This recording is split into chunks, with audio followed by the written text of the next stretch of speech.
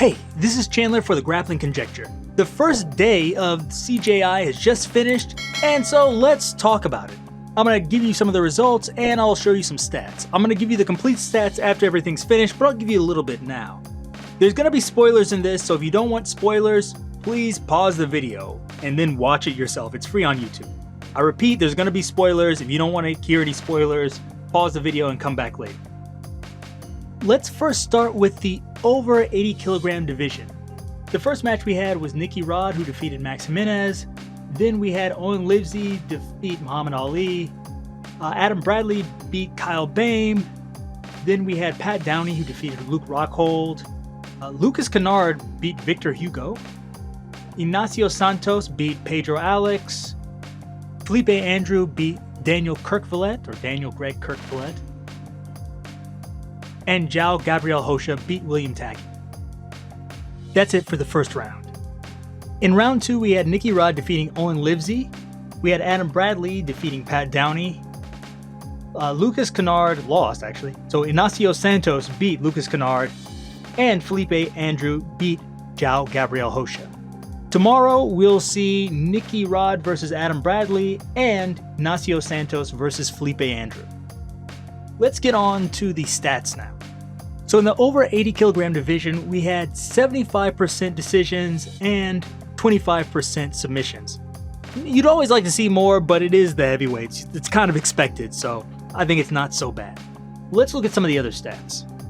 Next, we have the action stats. I started using these about last year or so. I'll try to explain them because they might be a little bit confusing. Basically, these are stats that tell you how much of something you're seeing in a 5-minute period. So like the first one you see here is subs per 5 minutes. You'll see 0.1 subs, which is actually pretty low, but you'll see 2.5 sub attempts every 5 minutes on average. So these are some of the stats. I don't have all the stats. I'll give them to you later in the blog, but that's what you have here. These are all pretty much self-explanatory until you get to the technique score. The technique score is how many actual completed techniques you'll see in a 5-minute period. So this is 1.53. The attempt score is how many things you're trying but failing. So in this case, it's 6.37 attempts of something every 5 minutes, but they're failing. And the good technique ratio is the ratio of things you're trying to failures. So if you get a good technique score of 1, that means everything you do just succeeds. If you get 0, everything you fails. Everything you've done failed. So someplace in between here is good. The closer you are to 1, it means the more likely it is your technique worked. I don't know if I explained that correctly. Hopefully you understand. Next, the action score. So the action score is just the techniques and attempts all put together, so added together. And I also added in the position. So if you go to mount, or if you get the back, or knee on belly or something, you get points for that. Also, you go into 50-50 or saddle or something like that, you get points for that too. So that goes into your action score, changing positions and attempting something, or actually scoring something. The action stat has changed a little bit, so you can't really compare this to what I was doing before, so just keep that in mind. And the last one is the watchability statistic, which you probably haven't seen before. This is actually brand new. I just made it for this event and I'll be using it from now on. This basically should tell you how watchable an event is, or even individual athletes. This is the action score, and it's adjusted for the good technique ratio. So the higher the good technique ratio, the more of a boost the watchability gets. And for every submission you get, it also boosts the watchability by 150%. For this one, don't really worry about the per 5-minute intervals, just know the higher score is better. But now let's get to the actual individual athlete action scores. Okay, here you can see the individual athlete action scores. Nicky Rod came in at number 1, and the average for this division was 4.05, so you can see quite a few people came in over that number. One thing to keep in mind here is that these are average scores. So people like Nicky Rod, who had 2 matches, this score here you're seeing is the average of both matches. People that only had 1 match, like Victor Hugo, this is only coming from a single match, so keep that in mind. Tomorrow I'll be updating this, so you'll be able to see the finished stats, and we'll see who comes out number 1 at that time. But let's look at the watchability stats now. The average here was 5.74, and the leader in this category was also Nicky Rod. He's up so high just because he had 2 submissions, so as you can see, he's leading the pack by quite a bit. Lucas Kennard is also up fairly high. His second match wasn't quite as exciting, but his first match he had a very quick submission, and the watchability and action is boosted by quick submission. The less time you waste, the higher your score is going to be, as it should. I'd recommend checking out Nicky Rod's matches here. He has the highest score, and that's how I kind of know that my metric is working, because his matches were actually really exciting and interesting. And they're not too long either, so you can check those out. As I said, they're on there for free. You might be searching around like, which one should I watch? Watch the Nicky Rod matches. They're good. They're not too long. They have finishes, as I said. Spoiler, I told you they were going to be. And I think they're just really good. I think they're some of the best matches during this whole tournament. There's some other good ones too, like Felipe Andrew versus Daniel Kerkvillet. It's kind of interesting. It's boring at points, but there are some like good technical things that I'll probably watch again. Also, I thought William Tackett versus Gabriel Hosha was interesting, but the biggest one was this upset, which is Victor Hugo versus Lucas Kennard.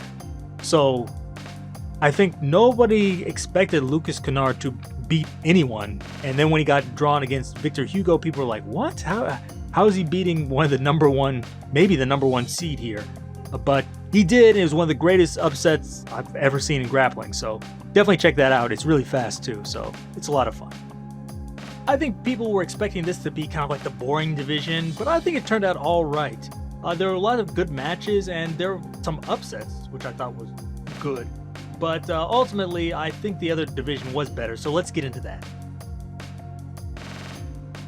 The under 80 kilogram division was the better division in my opinion, so let's go over some of the matches. So in the first round, we had Tai Ruotolo defeat Jason Nolf. Then we had Roberto Jimenez, who he lost to Levi Jones-Leary. Levi Jones-Leary beat Roberto Jimenez. Lucas Barbosa beat Kenta Iwamoto. Joseph Chin beat Andy Varela.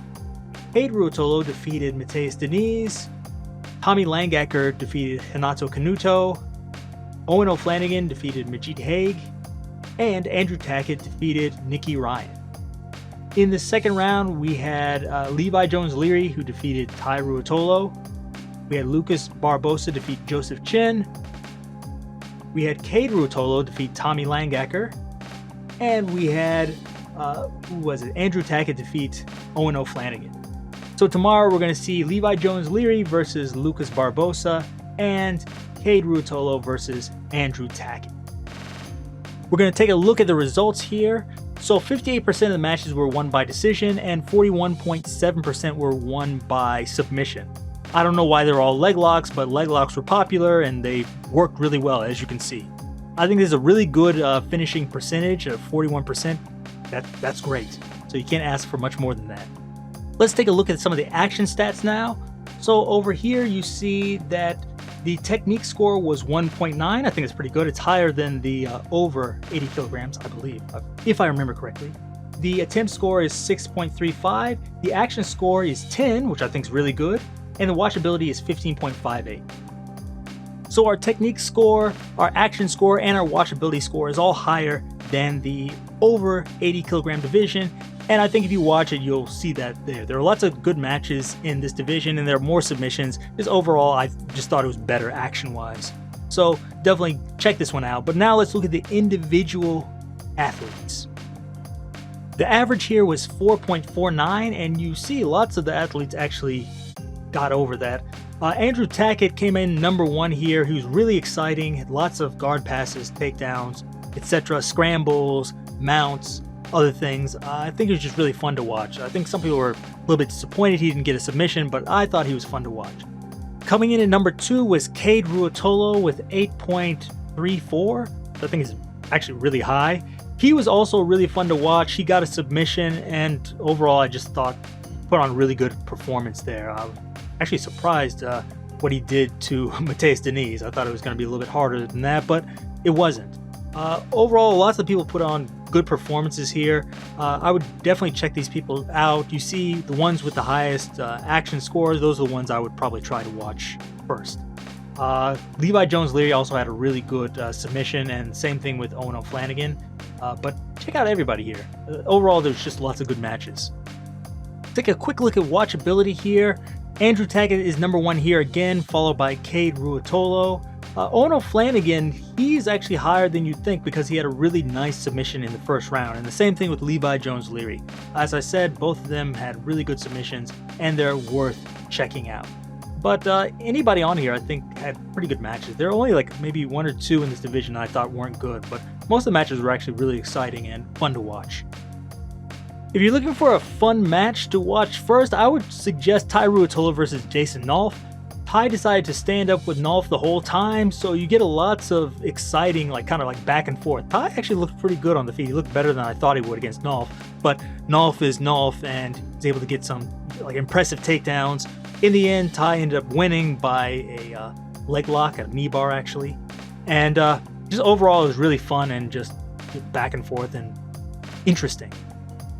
Tai's brother Cade was also equally as impressive. I thought Mateus Diniz was going to bully Cade and push him around, but actually the opposite happened. Cade was bullying Mateus, and he was able to use that to get into a leg lock position and eventually finish Mateus Diniz with a straight ankle lock, which I was really surprised about.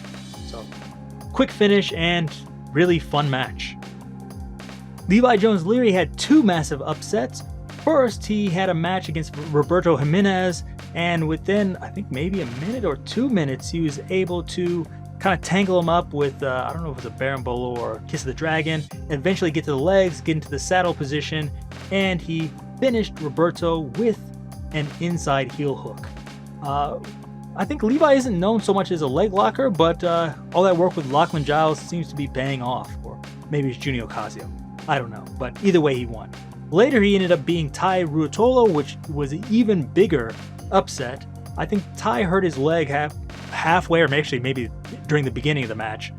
But it wasn't like Tai was just laying there doing nothing. Tai was still moving around, and Levi used his guard to defend masterfully and also counterattack and do enough to win a decision. This might be his biggest win since Lucas Lepre, I think. Finally, Andrew Tackett put a clinic on Owen O'Flanagan and Nicky Ryan. He passed both their guards repeatedly and basically controlled them on the ground from side control, mount, etc., even the back for Nicky Ryan. Both Owen and Nicky had some good shots at submissions and things, but Andrew just kept slipping out of them, and then he would just go back to smashing them. Against Nicky Ryan, it was particularly bad. He kept putting his knee on his neck and really just holding him down and gassing him out. I hadn't seen anybody do that to either of them, really. Well, I shouldn't say that. William Tackett did to Owen O'Flanagan, and Tai Ruotolo did to Nicky Ryan, but it's been a few years. Overall, Tackett just looked really good, really sharp, well-conditioned, and just difficult to submit. I'm looking forward to seeing him tomorrow. Well, that's it. I'm going to be doing the stats again live tomorrow, so check out my blog. I'll try to put a link down below where you can find that and go over that. I'm also going to be doing a ADCC play-by-play, so be sure to check that out if you haven't. Overall, the Craig Jones Invitational was just great. The stream was great, the production was great, it started on time. It was a little bit long, but I mean, what can you do? It's a lot of matches in one day. I think tomorrow it's going to be a bit shorter. But yeah, I think it's just good hype, good matches, and good production. Oh, what more can you ask? So, I'll be doing a full breakdown of it in blog form and probably in a video too, and also I'll probably do a comparison between it and ADCC, but it might take me a while because I need to do all the stats for ADCC, and ADCC has a lot of matches. So, if you haven't, give me a thumbs up for this, give me a like, make sure you leave any questions or comments down below, and subscribe if you haven't done that. But, till next time, see you.